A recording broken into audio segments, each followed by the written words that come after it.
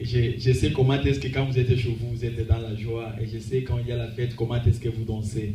Alléluia. Amen. Mais ici, nous sommes dans la présence de Dieu.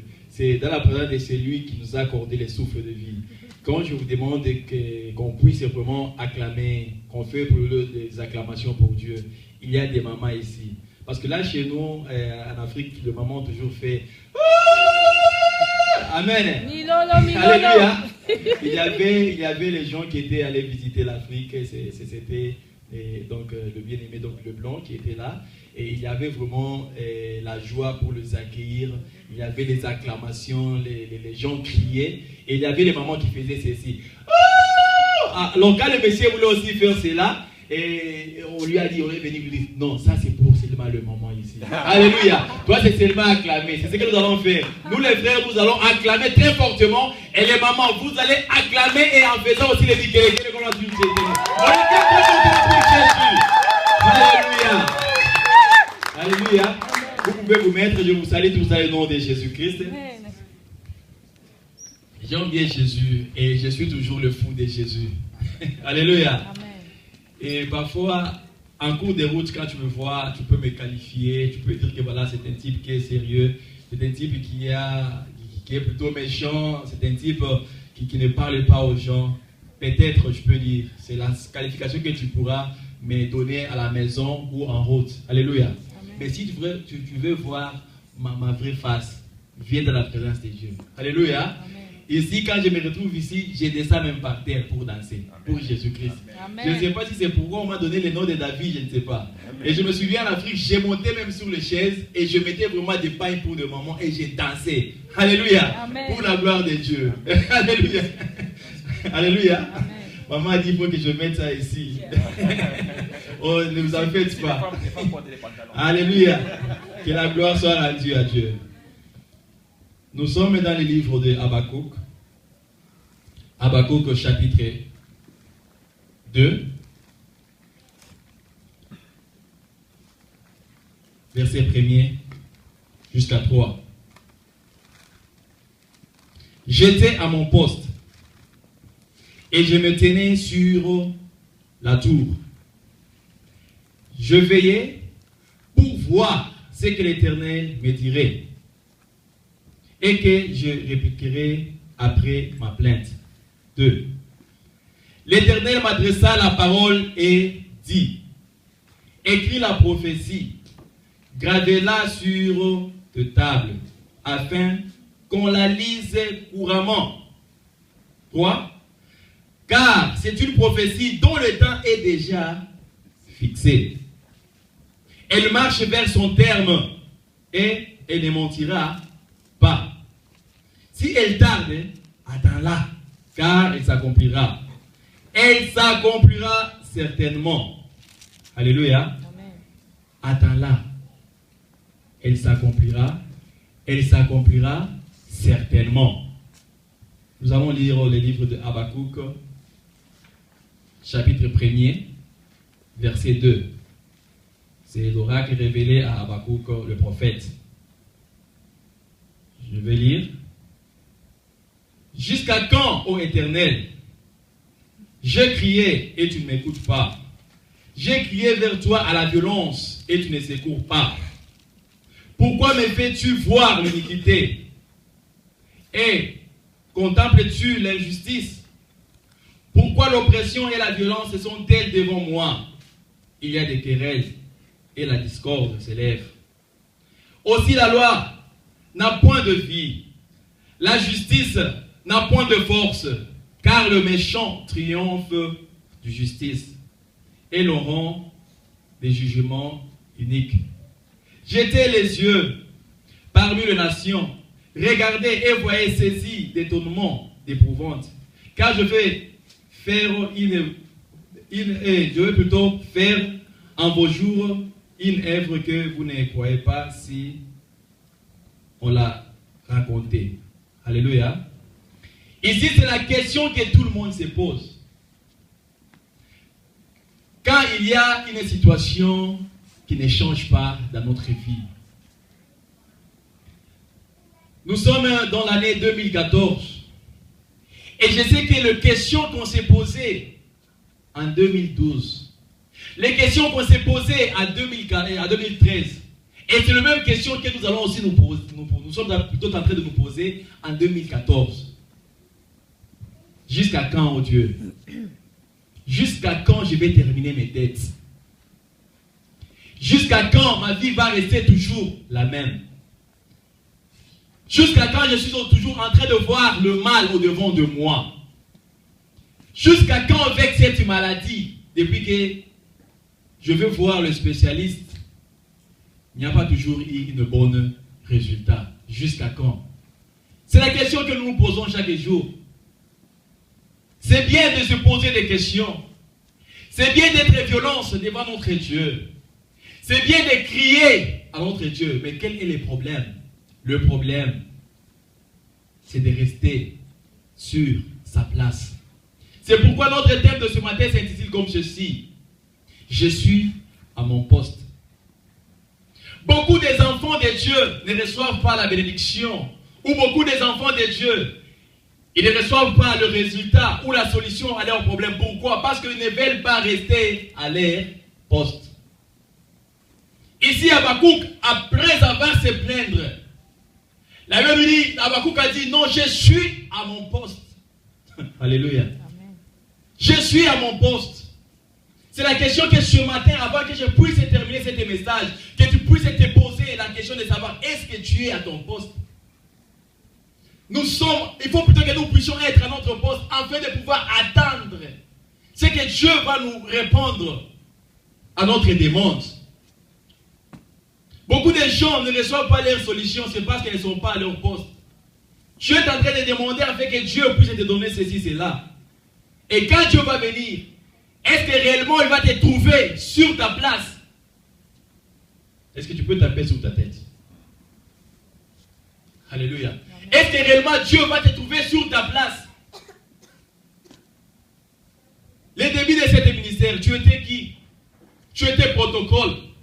Et maintenant tu es où? Au début de cet ministère, tu étais chantre. Et maintenant tu es où?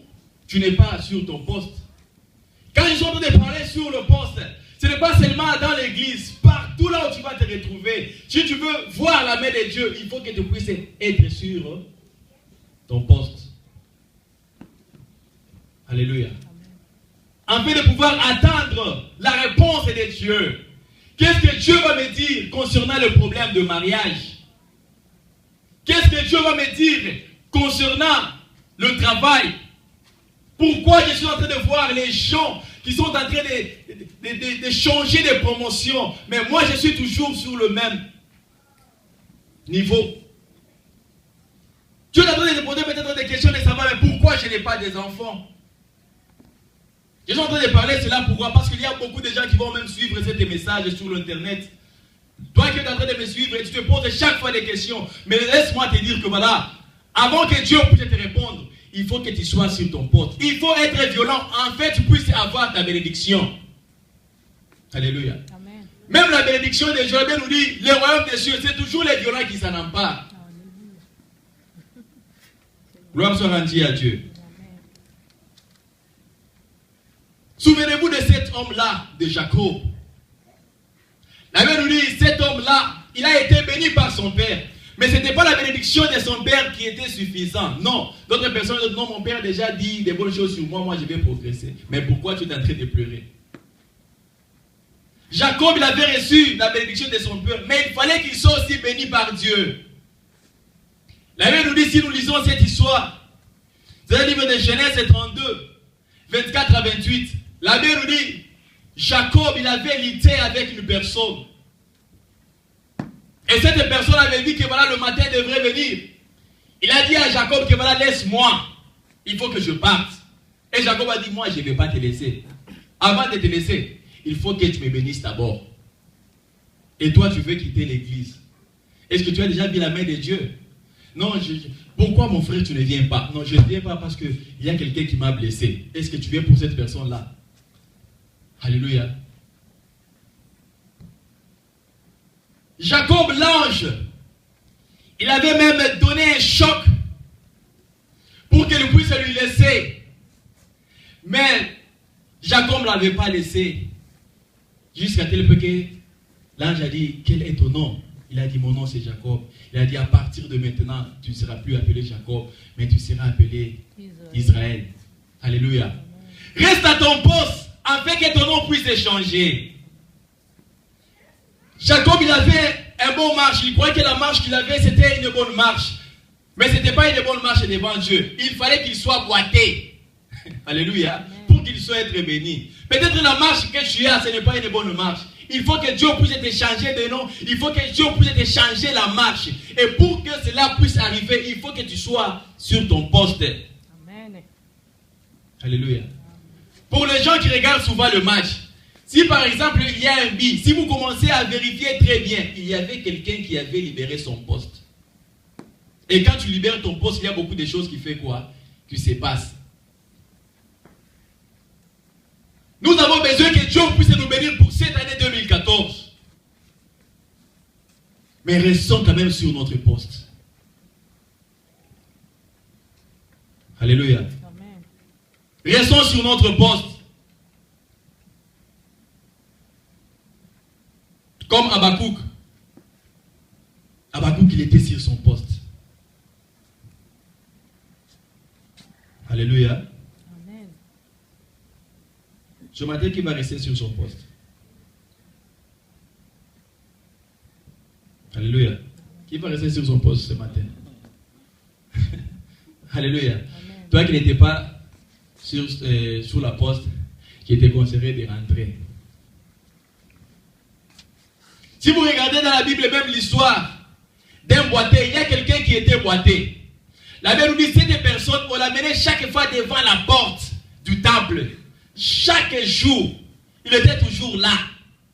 Chaque jour, il était toujours là. Mais un jour, les serviteurs de Dieu passaient là-bas, Pierre et Jean. Et quand ils passaient là-bas, ils ont vu quelqu'un qui était là en fait de pouvoir mendier. C'était une personne qui n'avait pas eu qui n'a pas de position. Quand on parle d'un boité, c'est quelqu'un qui n'a pas de position. Donc on le portait. Donc sa vie ne dépendait pas de lui-même. Sa vie dépendait des gens qui les prenaient chaque fois. Mais la Bible nous dit que cette personne, chaque jour, on les portait et on les mettait à la porte du temple. Donc il était à son poste chaque fois. Si tu as besoin de le voir et que tu passes là-bas, tu vas les trouver. La Bible ne dit pas que voilà, cette personne avait changé de place. Non, c'est toujours là à la porte du temple qu'on le mettait. Il était à son poste. Mais quand le serviteur de Dieu passait là-bas, ils l'ont vu. Et il a demandé qu'on puisse l'aider avec le monde. Et qu'est-ce que ce serviteur avait dit là? On n'a pas de l'argent, ni l'or pour te donner. Mais ce qu'on a, au nom de Jésus-Christ, lève-toi et marche. Et cette personne a commencé à faire quoi? À marcher. Il a eu sa guérison. Pourquoi? C'est parce qu'il était à son poste. Alléluia. Amen. Même le royaume des cieux, si tu n'es pas sur ton poste, c'est difficile que tu puisses entrer. Souvenez-vous de ces 10 vierges qui attendaient leur époux. La Bible nous dit, ils étaient allés à la rencontre de leur époux. Quand ils sont allés, il y avait 5 qui étaient sages et 5 autres qui étaient les idiots. Les gens qui n'étaient pas intelligentes. Et les sages là avaient pris de l'huile dans un vase. Et les autres avaient pris seulement la lampe, seulement comme ça. Quand son mari avait tardé de venir, ils étaient tous endormis. Et après la nuit, on a crié, on a dit que voilà, c'est l'arrivée de l'époux maintenant. Et tout le monde s'était préparé en fait de pouvoir aller faire la rencontre avec l'époux. Alléluia. Amen. Les 5, les folles, qui n'avaient pas amené de l'huile, ils ont commencé maintenant à demander de l'huile à leurs amis. Donnez-nous de l'huile. Elle a dit non, nous, avec de l'huile que nous avons, c'est difficile qu'on puisse partager à 2. Ça va seulement nous suffire, nous. Si vous pouvez aller chercher, aller acheter. Alléluia. Parce que moi aussi, j'étais là. On les a même aidés à leur donner l'argent pour qu'ils aient acheté. Alléluia. On les a même aidés, on les a donné l'argent. Non, si nous, avec cette huile, on ne va pas vous donner. Va seulement acheter. Je peux toutefois t'aider même avec l'argent. Va chercher et acheter. Et quand le mari est venu, il a ouvert la porte. Donc les 5 sages qui avaient donc la lumière, qui avaient de l'huile, ils sont entrés dans la salle de noces. Et les autres sont allés chercher vite. Quand ils sont venus, ils ont frappé à la porte pour dire, maître, nous sommes là. Et qu'est-ce que le maître a dit? Je ne vous connais pas. Pourquoi? Parce qu'ils n'étaient pas à leur poste. Alléluia. Est-ce que tu peux taper sur ta tête? Il a dit, j'étais sur ma poste, sur la tour. J'ai veillé, j'ai attendu à ce que Dieu puisse me dire la réponse de ma demande. Alléluia. Est-ce que tu peux être sur les 5 sages ou bien sur les 5 qui n'étaient pas intelligentes? Ce matin, Dieu veut nous dire, Dieu veut nous rappeler, Dieu veut nous réveiller, Dieu veut nous booster, Dieu veut que nous puissions être sur notre poste. Il y a beaucoup des enfants de Dieu qui ne sont pas sur leur poste. C'est pourquoi tu vas commencer seulement à te poser la question. Ici, Habakkuk, il s'est posé la question, mais malgré le demande qu'il avait fait, il a dit, Seigneur, moi je ne veux pas quitter ici, je vais rester seulement sur mon poste. Juste à tel point que tu vas me dire, tu as besoin de voir la main de Dieu. La finance ne marche pas. Reste sur la poste. Dis, Seigneur, avec la finance, moi donc je vais seulement que tu puisses dire, je ne quitterai pas. Juste à tel point que tu vas me bénir sur la finance. Et tu prétends d'être dans la joie quand tu es avec le. C'est bien. Mais quand tu rentres chez toi, tu as toujours de problèmes. Tu es en train de se lamenter chaque fois. Mais laisse-moi te dire, ce matin, reste à ton poste. Il y a d'autres personnes, il y a même des ordres. Mais je vous dis, il y a des problèmes qui se passent ici. Vous pouvez voir les gens, ils sont bien. Donc, couple. Ils sont bien quand vous le voyez. Mais allez dans leur maison, il y a des problèmes et des problèmes. Et chaque fois, il y a toujours des tout. Des gens qui donc des questions. Pourquoi? Mais laisse-moi te dire, ces questions-là, tu n'es pas le premier à se poser cette question. Même dans la Bible ici, il y a des gens qui se posaient de telles questions. Alléluia. Amen. Mais restez sur ton poste. Je veux que je puisse encore le relire. Que je puisse encore le lire, s'il vous plaît. Il a dit, j'aime cette version. J'aime cette version qui dit, moi je vais rester à mon poste. Moi, je vais rester à mon poste de garde. Je resterai debout sur les murs de défense. J'attendrai pour savoir ce que Dieu me dira et comment il répondra à mes plaintes.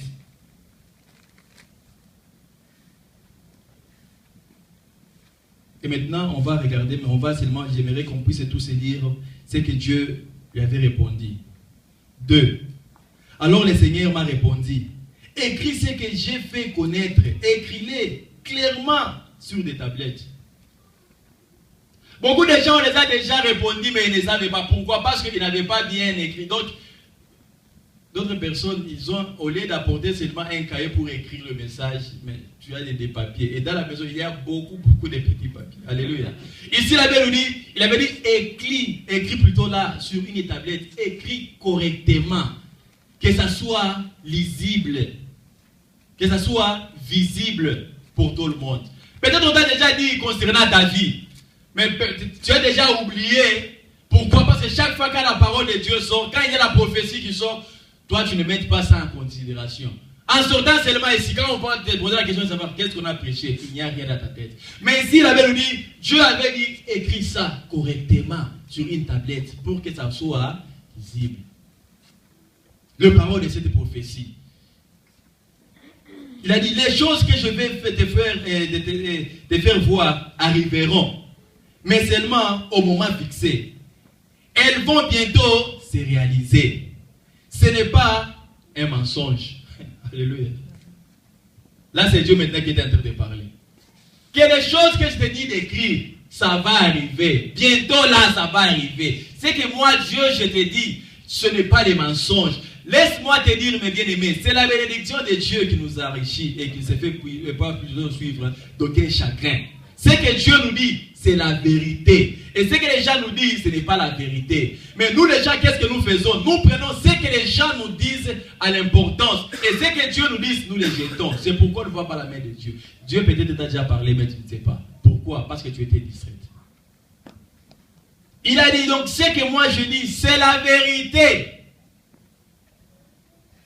Ça va s'accomplir. Même si tu ne vois pas maintenant, toi reste toujours, ça finira toujours par s'accomplir. Alléluia. Si c'était moi, j'allais même danser. Si c'était moi, j'étais à ta place. Bouge un peu là où tu es. Est-ce que vous m'avez compris ce que je dis? Ce que tu as demandé, même si tu n'as pas encore vu ça, c'est là. Reste sur ton poste. Ça va s'accomplir. Ça va s'accomplir certainement. Alléluia. Il n'est pas un homme pour mentir, ni un fils d'homme pour se repentir. Ce qu'il dit, ça se réalise toujours. La Bible nous dit sa parole ne sort pas et rentre sans pour autant faire les effets. Quand sa parole sort, c'est pour faire les effets. Il a dit donc toi seulement reste. Ce n'est pas du mensonge. Cherche seulement une place bien pour bien les écrire, pour que ça soit lisible et visible par tout le monde. Et ça va venir au temps convenable. Toi ne t'en fais pas. Chaque fois ici, le pasteur nous a toujours parlé que voilà, cette église va être pleine et il n'y aura pas de place. Je vous dis, d'autres personnes peut-être ils sont en train de dire, le pasteur ici, chaque jour est en train de parler, le pasteur Daniel avec le... Mais je vous dis, Dieu a dit, ça va s'accomplir. Amen. Certainement, ça va toujours s'accomplir. Parce que c'est la parole de Dieu. Amen. Pourquoi? Parce que ce n'est pas le mensonge, c'est la vérité. N'est-ce pas, il est dit dans la parole de Dieu que voilà, notre Dieu, il est derrière le parole de ses serviteurs, afin de pouvoir l'accomplir.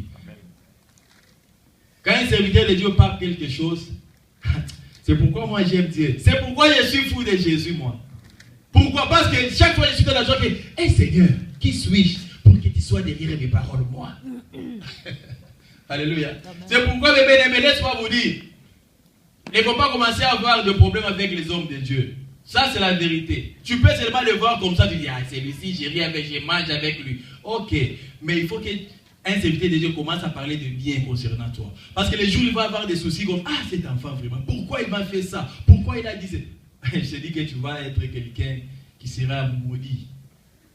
Pourquoi? Parce que ce n'est pas moi, c'est la parole de Dieu. Dieu, il est derrière la parole de ses serviteurs, afin de pouvoir l'accomplir. Quand un serviteur parle de bonnes choses sur toi, ça va s'accomplir. Quand un serviteur parle de mauvaises choses sur toi, ça va s'accomplir.